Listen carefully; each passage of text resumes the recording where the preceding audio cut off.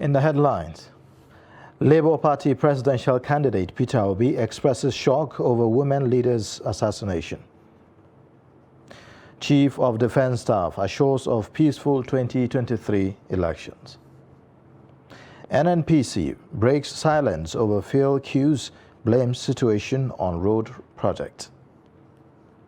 And away from Nigeria, Hawaii volcano shoots lava fountains 200 feet high. Hello and welcome to Trust News Update. I am Ayuba Ila. Thank you for joining.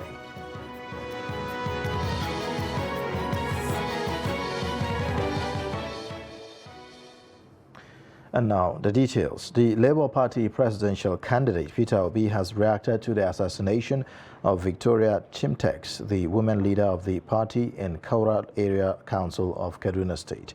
The presidential candidate in his message expressed shock over the mindless killing. According to media reports, Chimtex was said to have been shot on Monday night by unknown gunmen who broke into her residence at about 8 p.m. Her husband was also shot at the leg but was rushed to the hospital where he is receiving treatment. It was also revealed that the gunmen rebuffed all entreaties before shooting her several times on her leg and spinal cord, which led to her death. LP presidential candidate said that her death is a huge loss to her immediate family and to the Labour Party.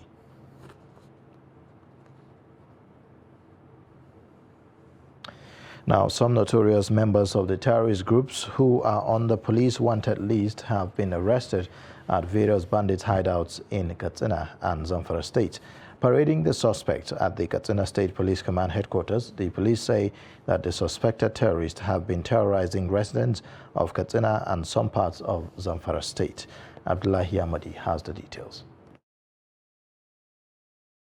One of the suspected terrorists under the custody of the police in Katsina is Murtala Ahmed, a member of Kamilu Guzaru, a terrorist kingpin in Damusa local government area of Katsina state. Also from Damusa local government, the police arrested a suspected terrorist and supplier of motorcycles to terrorist Ibrahim Dayebu, who until his arrest has been hibernating around Damusa and Kankara forest. A suspected terrorist.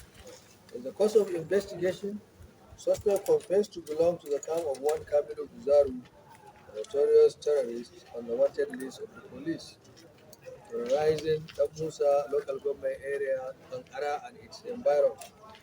Furthermore, suspect confessed to have participated in several attacks on communities in the area, leading to kidnapping for ransom and cattle rustling, and he mentioned the following person to be some of his accomplices: Nake, Abu, Hamisu, Ahmed, all presently at large. Similarly, the police are investigating one David Eric Ochenna of Enugu State, suspected to be a member of the kidnappers group that specializes in terrorizing residents of southeastern states. I'm not a supplier of motorcycles to terrorists. This has been my business over the years. My ward head testified this to the police, but they only want to frame me based on what they wanted. I'm neither a terrorist nor a supplier to them. That's all I know. I'm not denying being a member of that group, but what I am trying to explain is why we left the group and ran to Katsina. The reason is simple. It is because we are tired of what is happening in the group. We no longer receive grants from foreign sponsors, and as such, we don't have money. The only supply we get there is food. Since we don't have money, I don't see any reason to remain with the group again. That's why we disengaged. The police have also recovered a stolen vehicle from a notorious car snatching syndicate. In the course of investigation, the said motor vehicle Honda Fish Eye was trailed and recovered at Maradi, Niger Republic, already sold by the syndicate. The said motor vehicle was stolen on the 5th July 2022 at about 0200 hours, where it was parked at Funtua property of the said Abubakar Tambaya valued 950,000. The police is, however, calling for more synergy with the people of the state to enable it and sister security agencies flush out criminals from the state. Abdullahi Ismayamadi, Crossed Television News, Katsina.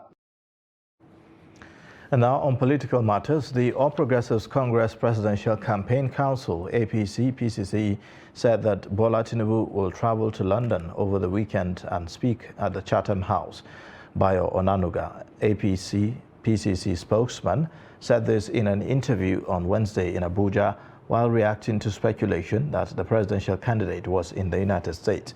According to the party's campaign program, the spokesman said the APC presidential candidate will travel to the Bayelsa for a rally on Thursday, describing the picture making rounds that Tinubu was in the U.S. with President Joe Biden as fake. The Chief of Defense Staff, General Lucky Irabor, says that the Nigerian Army is working to ensure that the 2023 election is conducted peacefully in the country. General Irabor stated this on Tuesday at the headquarters of the Operation Safe Haven while commissioning some projects executed by the Commandant, Ibrahim Ali. Ado Musa completes the story.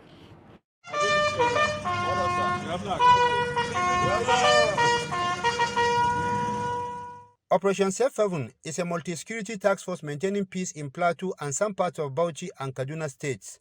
The Army General, who was in Jos to deliberate on issues related to security in the country, said the Nigerian Army and the Nigerian Police were synergizing to provide a peaceful atmosphere for the upcoming elections.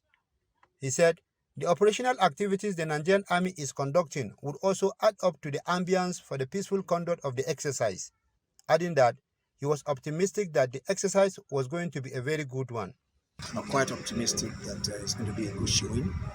For you or us in the armed forces, we believe that it will help us to deepen the democratic process, and so that's why we stand ready to support it through and through. While commenting on the projects, which include road, troops accommodation and car park, General Irabor said the project will go a long way in improving the condition of the troops and motivate them to do more. The projects that were commissioned were only part of the efforts to improve on the conditions of the troops that are here. And it's a good initiative by the commander, and that's the reason why I commended it. I believe that it will add to improve on not just the living conditions, but to further motivate them to do more in terms of the operational effectiveness. General Irabor said he was in Jos not only to motivate the troops, but to commend them on the successes recorded in recent times in the fight against insurgency and other forms of criminality bedeviling the country. Ado Musa, Trust TV News, Jos. The Zamfara state government has accused the People's Democratic Party, PDP, of staging an illegal rally and using political thugs to destroy its billboards and other property in Gusau, the state capital. The PDP, on its part, accused the state government of ordering the arrest of chieftains of the party, including senatorial candidate of Zamfara Central, Bilbis Iskira, allegedly on the orders of the Inspector General of Police. The report. The ruling All Progressives Congress, APC, and the major opposition People's Democratic Party, PDP, in Zamfara State have again engaged in accusations and counter-accusations. The Deputy Governor, Senator Hassan Nasiha, claimed the PDP had destroyed their billboard and other valuable property, insisting that the APC-led government will checkmate any politician who intends to compromise the peace in the state. I must declare that at this juncture that this government shall deal decisively with anybody, however highly placed, who directly engage or encourage any form of act of capable of breaching peace. I therefore call on peace-loving people of Zamfara State to keep on praying for peace and stability in the state, as well as go about conducting their political activities campaign peacefully. The state's acting chairman of the People's Democratic Party, PDP, Mukhtar Mohammed, in a swift reaction, debunked the claim of the APC, noting that the party did not embark on any illegal rally. He described the development as a homecoming for one of the governorship aspirants of the party, who is currently trying to reclaim his mandate as the governorship candidate of the PDP in the appeal court. The PDP challenged the Governor Bello Muhammad-led administration to channel its energy on providing security, addressing poverty, and improving the state's economy, and refrain from intimidation and illegal arrest of their members in the state. This is an attack on democracy. What is happening is mere show of force that is not going to change the narrative in our state. The government should concentrate on issues at hand. We are talking about the lives and security of our citizens. We are talking about development. We are talking about so many other things, all the indices that should be the concern of the government now. The PDP in Zamfara State said the action of the ruling All Progressives Congress, APC, is strengthening and building the popularity of the party, adding that it is confident that it will wrestle power from the APC in the forthcoming 2023 general elections. Some agitated Niger Delta youth on Tuesday stormed the National Assembly to demand for their rights in the amnesty program of the federal government. The youths are also calling for the sack of the coordinator of the program, Bari Tariye. The ex-Niger Delta militants are asking for the reinstatement of about 6,000 beneficiaries reportedly delisted from the presidential amnesty program, as well as a payment of their outstanding allowances. The protesting ex-militants equally call for the immediate sack of the coordinator of the amnesty program, Bari Tariye Indiomo, accusing him of incompetence. We want him sacked because the man does not know what he is doing. His action is very barbaric and unprofessional. The man is incompetent. He would have found out, know the reason why this program was set up and designed. But he does not even care. He doesn't even have time to even ask questions before he delisted 6,000 delegates, which is not right. We are here to simply drop a simple message to the National House of Assembly of the Federal Republic of Nigeria, because we are federated people in the Niger Delta region. Recently, Bari Tariye Indiomo has been appointed, and he has deleted so many people into the program illegally. That decision is condemned totally, and we also want the National House of Assembly to call him to order. If his capacity cannot carry that office, he should be sacked immediately. We have no issue with the federal government because they grant us amnesty, and all our benefits that has been stated when this program was being signed has not been given to us. We have allowance. We have the federal government agreed to build house for us in any part of the country. It has not been done. That is why they are paying 150,000 as allowance. It has not been given to us. There are so many things that we are supposed to entitle to, which they are shirking on their own. Recall that late President Umaru Musa Yar'Adua declared a presidential amnesty for the Niger Delta agitators in 2009, a move many believe restored relative peace in the troubled region. You're watching the news update on Trust Television. Coming up shortly, we'll take a look at concerns over health implications of Gadagi tea on consumers. Details of this and more after the break.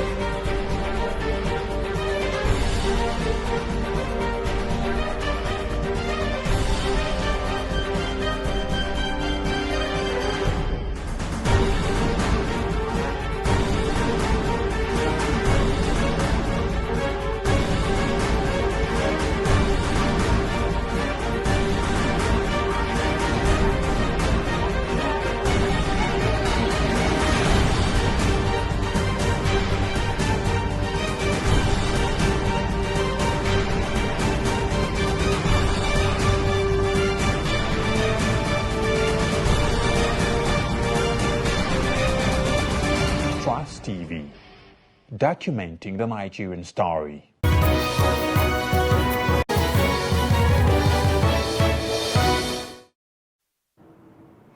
Welcome back. You're watching the news update on Trust Television. Here's a reminder of our top stories. Labour Party presidential candidate Peter Obi expresses shock over women leaders' assassination. Plus, Chief of Defence Staff assures of peaceful 2023 elections. Now, as part of efforts to support Africa's goal of strengthening its production of medicines and reducing reliance on imports, the National Institute for Pharmaceutical Research and Development is partnering the West African Postgraduate College of Pharmacists to develop capacity to reduce active pharmaceutical ingredients in the West African region. Through the partnership, the NIPRD and the WAPCP will develop a strategy to assess the level of investment, skills and regulatory protocols required to develop Nigeria's manufacturing capabilities for APIs, which are integral to the production of pharmaceuticals. Aisha Salihu reports. Manufacturing of active pharmaceutical ingredients is still at a modest level in sub-Saharan Africa, with import between 70 to 90% of essential medicines needs. With South Africa taking the lead in production, there is a need for the West African region to manufacture APIs through chemical synthesis, fermentation or extraction and purification of natural products from plant sources. This important platform provides the avenue for robust intellectual discourse to descend on all thematic areas bedeviling inadequacy of Nigeria to leverage on her comparative advantage as the leading pharmaceutical manufacturing country within the West African region. A few months ago, the Afrexim Bank, in recognition of the criticality of this project and the strides that NIPRID had taken on the continent, had agreed to fund NIPRID with the support of a better part of $1 million in ensuring that APIs are produced within the continent. Industry players in the country are positive that with access to support, funding and availability of qualified manpower, Nigeria is ready to work with other countries in the region to scale up API manufacturing. Because when you're coming from a developing country, you need all the support you can get as much as possible to be able to get the active ingredient from the research table into the pilot plant level and into the production. Aseni is now encouraging them to get all those experts from the university to work with us, with NIPRID, to make sure that things get on as required. Achieving success in API manufacturing, stakeholders say, is hinged on economies of scale, access to technology and efficient supply chain, government incentives, as well as access to investment capital. Aisha Salihu, Trust TV News, Abuja. Now, Gadagi, a common name for a special herbal tea that is reputed to be energizer, is commonly consumed among commercial drivers and laborers in Kano State. But for some, Gadagi is nothing but a substance that poses a serious threat to the health of consumers. In this special feature, Trust TV correspondent Idris Jibrin takes a look at Gadagi and its effect on the human body. For several years, this area is best located when referred to as Hauran Gadagi in Kano metropolis. Jamila Abdullahi owns this joint where one can find all kinds of Gadagi tea at any time of the day. Its price ranges from 50 to 100 naira, depending on the ingredient and taste. Gadagi, as people used to call it, is not something harmful or dangerous, as some may want to believe, and it has no difference from other normal tea. It's combined Lipton, ginger, and some other ingredients. Gadagi tea is a mixture of sugar and Lipton of Highland brand, usually boiled in water with some plants such as African mahogany, lemongrass, and mint plant. We used to mix sugar, Lipton, ginger, lemongrass, mint grass, and several other herbal ingredients to make it even more tasty, depending on what the people want. But it has no drugs whatsoever. Those who consume gadagi believe that it can increase their power of endurance and their ability to walk for hours without fatigue. We do take gadagi anytime we are going to work because it gives us extra energy.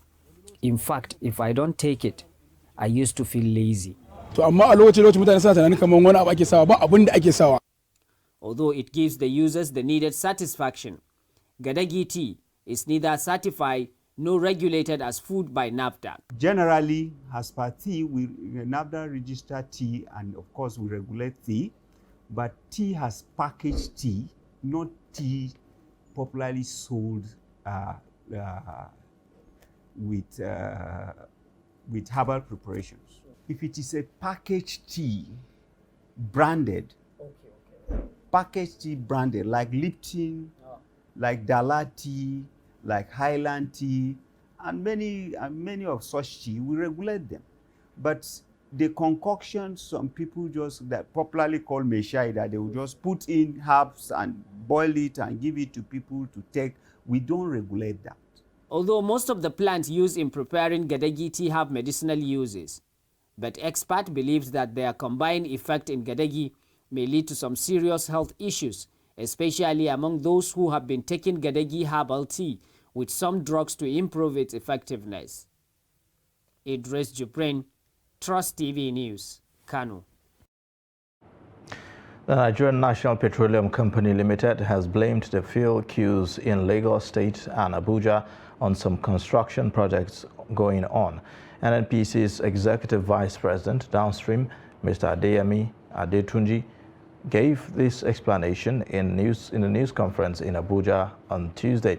The minister assured Nigerians that efforts are ongoing to ensure that normalcy returns as soon as possible.